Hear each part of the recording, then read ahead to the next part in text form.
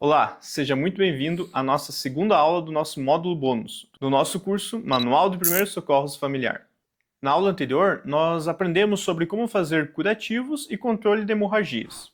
Hoje, o tema é outro atendimento essencial, são as imobilizações. Este é um assunto muito importante, porque quedas e fraturas são extremamente comuns nessa faixa etária. Às vezes é uma queda boba, até mesmo da cama, do sofá ou de algum brinquedo. E pronto, a criança começa a chorar e o desespero toma conta. Nestas horas, saber o que fazer e o que não fazer fazem toda a diferença. Antes de partirmos para a prática, vamos entender o conceito básico. Imobilizar significa manter o osso ou articulação lesionada sem movimentos, até que o socorro profissional chegue.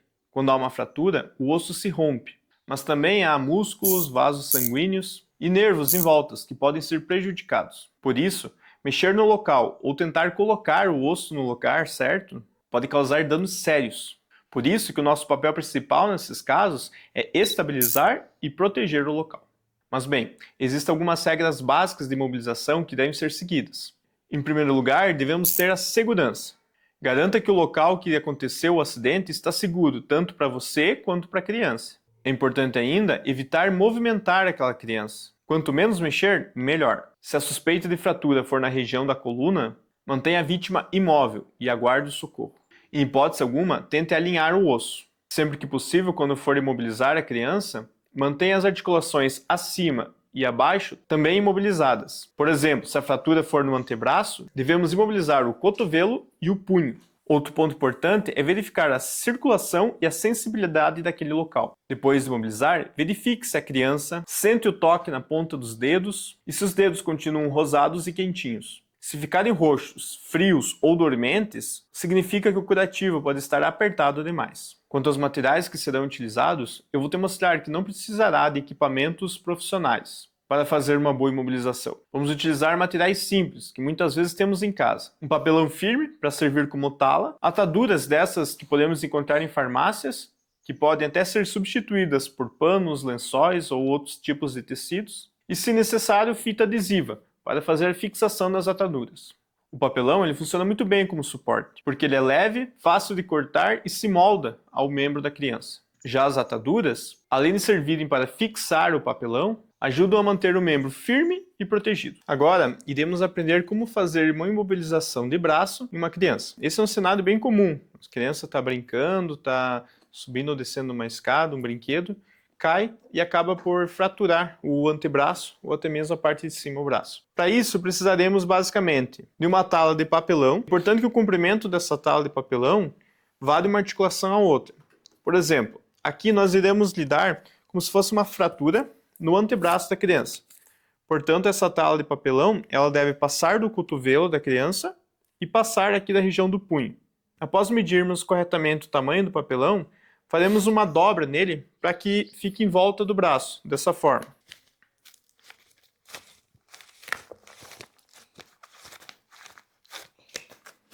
Com o papelão dobrado dessa forma, fica mais fácil dele abraçar o braço da criança.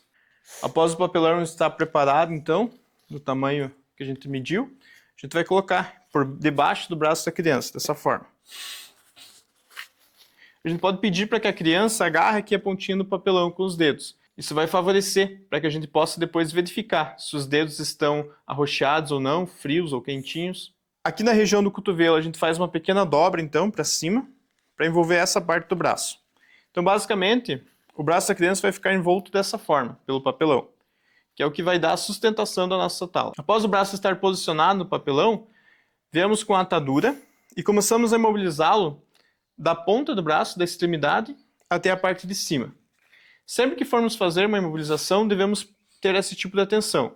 É sempre da extremidade até a parte proximal do corpo. Começamos imobilizando então na parte distante do corpo. Um segredo para a atadura, para facilitar o desenrolar dela, é deixar com que a parte que desenrola fique por baixo. Isso vai favorecer aqui na hora da gente desenrolar ela. Ó. Se a gente deixar do outro lado, para dentro, você vai sentir muita mais dificuldade de fazer esse desenrolar. Então coloque sempre dessa forma. Ok? E começamos então imobilizando. Aplicando uma certa pressão para realmente imobilizar o membro, mas sem exercer pressão em excesso, que vá trancar a circulação daquele membro.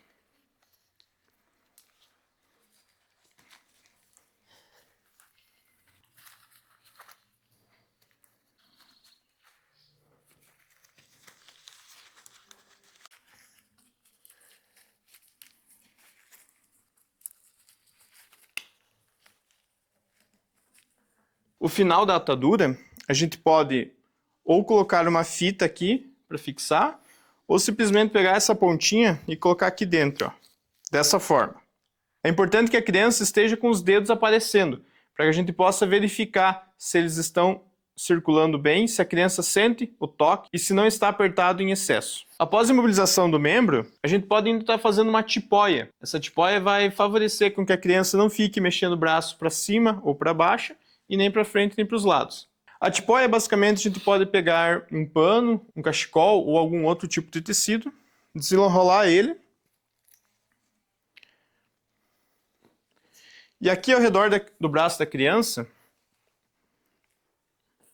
nós colocamos dessa forma e amarramos aqui na parte de trás do pescoço, podendo ajustar a altura conforme ficar mais confortável para a criança, mais para cima ou mais para baixo, conforme o conforto para ela. Damos um pequeno lacinho aqui. Podemos cortar, se sobrar pontas, né? E abrir ele aqui de forma a segurar o braço. Com isso, a criança já pode até ficar de pé e caminhar se for necessário com o braço totalmente imobilizado. Em caso de suspeito de fratura na região da perna da criança, o maior cuidado é não fazer com que a criança caminhe, para não agravar a situação. Então a primeira coisa que a gente vai fazer é deitar a criança no local mesmo que ela caiu, se for possível seguro. E iniciamos a imobilização fazendo mais uma vez a aferição da tala, do tamanho da tala de papelão. Então se a fratura for aqui na região do joelho para baixo, no pé ou ainda aqui em cima, a gente vai fazer uma articulação abaixo e uma articulação em cima. Se for na região aqui da parte de baixo da perna, uma articulação abaixo e uma articulação acima. Nesse caso, a gente vai considerar como se fosse uma fratura aqui, na região conhecida como canela, né? Vamos imobilizar, então, a parte do joelho também e a parte aqui do tornozelo. Para isso, a gente vai, então, pegar uma tala de papelão. Vamos fazer com que ela passe pelo menos um palmo acima da articulação do joelho e aqui subindo até a ponta dos dedos do pé. Dessa forma, como se fosse uma botinha. Então, após a gente posicionar aqui na perna da criança, a gente verifica onde que vai ser a região do tornozelo. E uma dica nesses casos, para facilitar a dobra aqui do papelão, nesse caso, é fazer um pequeno rasgo em ambos os lados.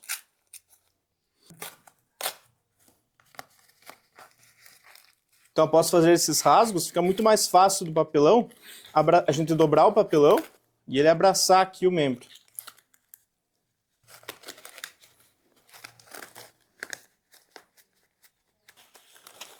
Uma forma de a gente facilitar agora a passagem da atadura, para não ficar com a perna totalmente em contato com o solo, é colocar algo para calçar aqui na região do calcanhar. Nesse caso, com muito cuidado, a gente pode erguer um pouco aqui a região do pé e colocar até mesmo um calçado embaixo, para facilitar. Deixar um espaço aqui para a gente poder passar essa atadura. Então, mais uma vez, vamos iniciar a imobilização pela extremidade, no caso, o pé da criança, imobilizando ele inicialmente, deixando sempre os dedinhos de fora, para ele poder verificar se a circulação está passando. E após isso a gente começa a imobilizar a parte aqui da perna.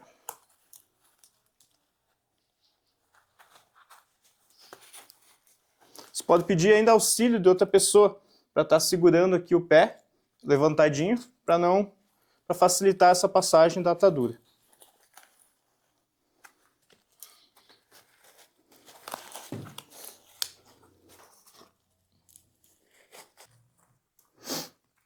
Nesse caso, uma única atadura foi suficiente para mobilizar toda essa região.